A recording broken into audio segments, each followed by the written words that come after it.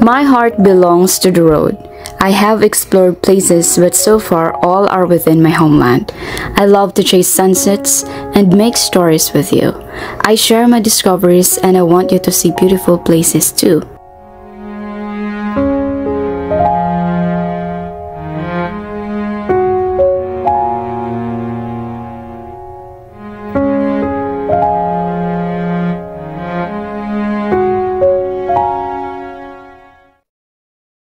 This time, we go beyond borders. And where else to begin? Today, I'll take you to Vietnam. No, you're so gonna win. Ganda ng interior door. Wow!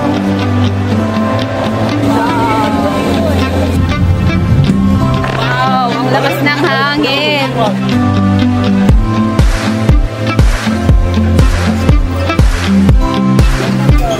Ang ganda!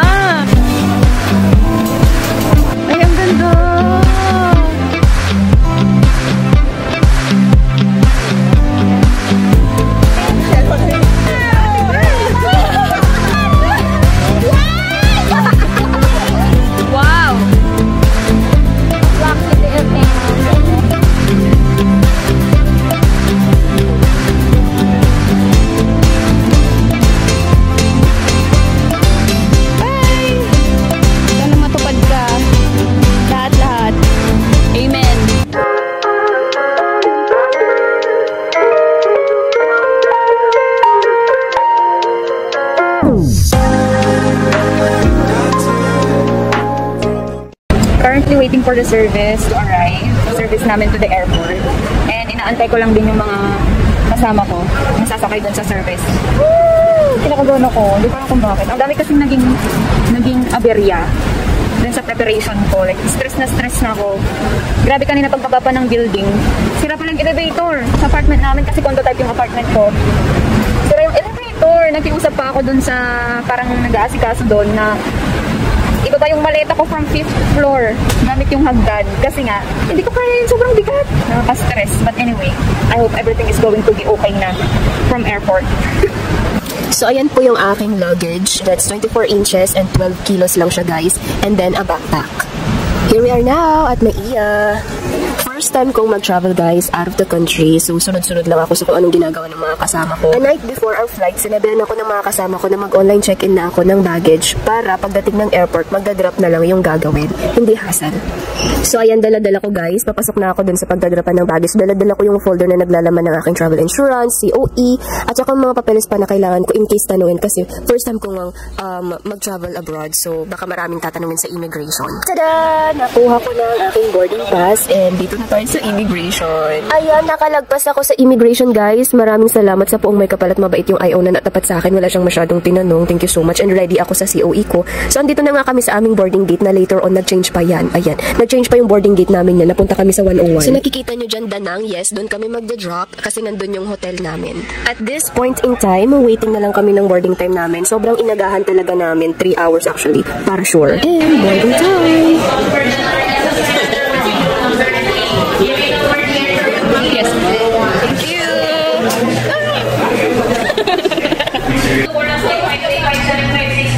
One time is a dream.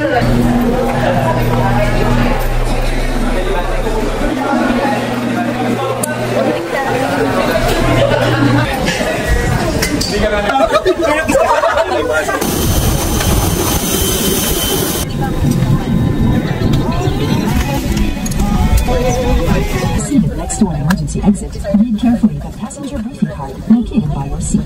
If you do not wish to perform the functions described in case of emergency, please ask the captain to return your seat. And we arrived at Danang Airport. Ang ganda ng airport nila, guys. Sobrang aesthetic, sobrang linis, sobrang organized, at ang bango-bango. Wow! Antayin na natin ang ating luggage. Ito na, nakuha ko na. Wala naman akong taga-video sa Riling Sikap, guys. Kaya ito na nakuha ko na. Papakita ko na lang sa inyo. So, itong chinek-in ko lang po ay yung aking luggage. Yung backpack I had carry. Tara na sa hotel. Kasi naantok na ako. Magte 10 PM na rin, guys. Tignan yung airport nila talaga. Sobrang ganda, be. Tignan mo ang aesthetic, tas ang ayos pa, ang linis-linis pa. Kaso paglabas namin ng airport, sobrang init. Akala ko bumalik ako ng kamay nilaan, guys. Sobrang init pala talaga dun sa Danang. Yung very humid siya, ang lagkit sa balat. Ganun na init. Anyway, ito na po yung sundo namin papunta ng hotel. Van daw yan, guys, pero mukha siyang bus. Ayan, finally, nandito na po kami sa Diamond Sea Hotel. Dito po kami magsistay. The whole time nandito kami sa Danang, Vietnam. So, next stay kami dyan ng 29, 30, 31 hanggang August 1. Ayan, hanggang nung nag-flight na kami back to the Philippines. Napakaganda rin ng hotel nila, guys. In fairness din naman. At ang linis. Tsaka, very accommodating din yung staff. Ang bait nila. All smells din naman. And okay lang. So, ito na po yung room namin ni Chriselle. Magka-room kami ni Shell and dalawa per room yung naging booking namin.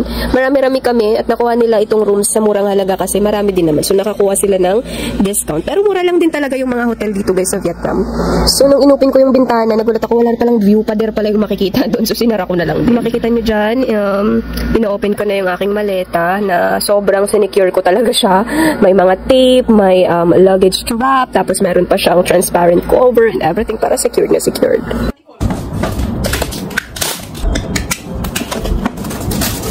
Light lang, kahit sandwich lang, gano'n. Hindi isang roti. Sandwich lang. Bawi ako bukas. Hindi na ako sumama doon sa dinner nila kasi medyo nagugutom ako, pero alam mo lang, nagod ako. Gusto ko na lang magpahinga talaga. Gusto ko na lang humiga, mag-freshen up at humiga kasi maaga pa bukas. 8 AM kami lalabas. And 6:30 yung breakfast. So, gusto ko na lang magpahinga para may energy ako bukas na gagala. Yay! Pang-organized. Ganyan ako, guys. Ayoko nang magulo talaga. So, andito yung mga, actually sinuksok ko na lang dito yung aking tripod para hindi lang magka-problema sa hand carry ko. Baka kasi hindi pwede. May napanood akong pwede daw, pero I don't wanna risk. So, dito yung mga footwears ko. Ayan. And then, ito yung mga damit ko pang gala for the 3 days. Ito. And then, pantulog ko. And then, ito yung sa mga electronics ko na pang hair. So, I have my hair blower, my hair straightener, and my hair curler. Undergarments ko, coat, kasi baka malamig sa Bana Hills.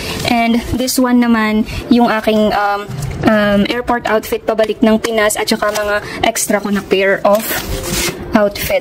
And ito, pang pump sa dinala kong vacuum compressor kasi kailangan kong paliitin to sakaling mayroon akong bibilhin na pasalubong.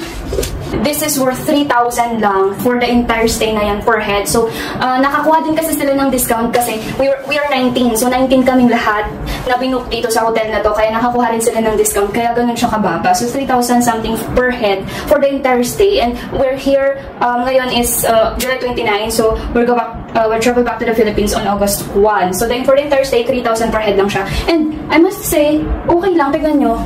They have here yung mga free water, may tea, the usual sa mga hotel, ang kalat ng gamit ko. But anyways, they have 2 chairs there. Tapos, accent table, meron sila dyan painting. Tapos, meron din silang mga ganito. But for sure, babayaran mo yan kapag kumuha ka. I'm not sure. Wait lang, punta natin yung CR.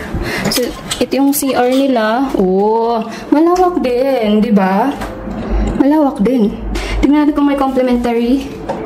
Oh, okay. Do you have their toothbrush, shower cup siguro to. Toothbrush and toothpaste, and what's this? Tissue. Taray, may lagay din ang tissue. And of course, towels. Tapos din yung shower room niya. Shower area, I mean. So, ito yung pinaka-mirror. Look at that. And then, ito yung bintana namin. Wala kang view. Yan, nakikita mo yung ibang guests dyan kasi nakaano yung curtain nila. Anyways, wala kang view pa there. Ang view mo dyan. And this is our bed. Ayan, tag-isa kami ni Shell. Okay, this is room for 2. Okay naman siya, hindi siya ganun kasikip. Sakto lang, guys. And then, they have here mirror, yung vanity area nila. Yan yung vanity. May TV, may cabinet. May cabinet dito sa baba. And then, this is the vanity area. Okay lang. Okay lang, maganda naman. They have here also lamp. Telephone. May notes dito. Parang kung gusto mong mag-note or whatever. Oh, they have sleepers. Ito, importante. Oh. May chinelas mima ko. Pero syempre, gamit na to ng ibang tao. gamit na yan. Anyway, nagdala naman ako ng sarili kong tsinelas. So mag-aayos-ayos na ako, mag-freshen up, and then hihiga na ako kasi pagod talaga ako. Kala mo ang tagal ng biyahe sa eroplano, pero kanina kasi puro turbulence. So ang galaw-galaw ng eroplano. So hihilo ko kanina. May motion sickness ako, di ba? Alam niyo ba tong tumbler na to? Meron akong tumbler na mas malaki dito. Ngayon, nung nagpunta ako sa mall, kakahanap ko ng luggage cover kanina. Mall, naghahanap ng luggage cover para lang talagang gusto kong i-push yung maleta ko na to, 24 inches. Ayaw kong gamitin yung 28. Kasi parang sobrang laki. So, para ma-push kong gamitin yan kahit na medyo nagluloko yung lock niya, bumili ako ng luggage strap. Ayan. Dalawang ganito sa Daiso. Bumili ako ng ganito. Daiso Super 50. Ay! Sa Super 50 pala. Ayan. Ayan. Meron kang mabibili sa TikTok yung may passcode. Ito kasi walang passcode, bakal lang siya. But anyway, anyhow, no. Anyways, ginamit ko siya para lang tapos tinape ko yung luggage ko para added protection na rin. Tapos bumili ako ng ganito sa Japan Home Center kasi para mas maliit siya kasi yung isang tumbler ko is malaki talaga siya yung ginagamit ko. So siya, added weight, mas mabigat siya, tapos mas nangangain siya ng space sa bag ko. So bumili ako nito matiit and I love the color. Mag-freshen up lang ako and then antayin ko si Shell makabalik kasi baka may mabili siyang food kainin ko before I go to sleep. Pero pag hindi ko na siya maantay, itutulog ko na lang guys kasi napagod ako sa biyahe. This is my first travel out of the country but not my first time riding a plane kasi nakapag-aeroplano naman na ako when we went to Cebu. And so, hindi ito first time ko na airplane. So, pangalawang airplane ko na to. And this is my first international flight. Tama! Nakapag-international lang ating mga girl! So, nakarating na tayo ng Vietnam. And guys, pagdating namin kanina, ang init pala dito. Hindi ko siya in-expect. I mean, in-expect ko na yung parang weather dito is parang Pinas lang din. Na mainit, ganon. But hindi ko siya in-expect na ganito kainit. Alam mo, para lang din akong nasa Kamaynilaan. Alam mo, pagbaba namin ng airport. Paglabas namin ng airport, para lang din ako nasa Maynila. So, mainit siya guys. Mainit siya. Sana bukas, medyo cloudy lang siya, pero wag naman yung uulan kasi hindi na namin may enjoy yung gala pag ganun. Yun, so, anyways guys, I'm happy that may vlog na tayo out of the country. I'm excited kung ano yung mga makikita namin bukas. So, I just end the vlog here for today. Thank you so much. Hindi ako masyado nakapag film sa airport and sa plane kasi nililimit ko lang yung vlog ko since may mga kasama ko, ka-team ko, katrabaho ko. So, di ba not be comfortable na nakukuha ng camera. So, yung mga game na game lang sila sa vlog ko, sila lang yung medyo kinukuhanan ko. Pero, hindi ko na kinukuhanan yung iba to respect the privacy. But anyways, I'll just end the vlog here for today. I'm excited for tomorrow and see you tomorrow. Good night! By the way, ang Vietnam time is behind sila ng 1 hour. So, ang galing kasi pagdating namin dito sa Vietnam, nag-adjust na yung time. So, 11 something, ano ba to? Basta nag-adjust na. Ito yung gamit ko, itong Samsung, nag-adjust siya agad yung oras. And then, nakalagay doon, local tapos home. Tapos ano yung oras dito sa Vietnam, anong oras dito sa Pinas. So, 1 hour talagang behind ang Vietnam. So, kunwari, 11 PM sa Pinas, dito sa Vietnam, 10 PM pa lang, ganun. See you tomorrow. Good night! Good evening. Guest service. Can we borrow flat iron? Yeah, flat iron for clothes if you have. Okay, sir. Walang flat iron. Pinansya ko yung mga damit ko. Nung tinanggal ko na kusot-kusot na siya sa maleta. Bakit ganun kinompression bag ko siya? Pero syempre marami kasing laman. So, manghiram tayo ng flat iron kung meron, ha? Kasi kailangan kong plansyahin yun. Lalo na yung uniform ko. Kusot-kusot na. Anyway, antayin natin kung meron. Guys, tignan niyo kung paano ako mag-pack. Talagang super organized. Matuto kayo sa akin. Sure! Ito kasi, ito yung andito yung wipes, andito yung tissue, tapos andito yung mga may alcohol ako, mouthwash, tapos andito yung mga medicines ko. And by the way, kailangan kong mag-take ng Ursiflora. Ayan, Ursiflora. Importante to kapag bumabiyahe kayo sa mga country na first time yung bumiyahe. Kasi yung mga pagkain nila, baka hindi kayanin ng sikmura ninyo, diba? Hindi nyo lang din alam. So, magdala kayo ng Ursiflora for gut defense yan. And so, yan, may meron ko pansakit ng ulo, sa lompas. And then, nandito yung mga, mga pang makeup. Should we return it immediately? Okay. Sabi ko, kailangan bang isang uli agad? Itatawag na lang niya daw yata. Hindi yata siya marunong mag-English. Ayaw, di ba? Ano siya nila ang nipis?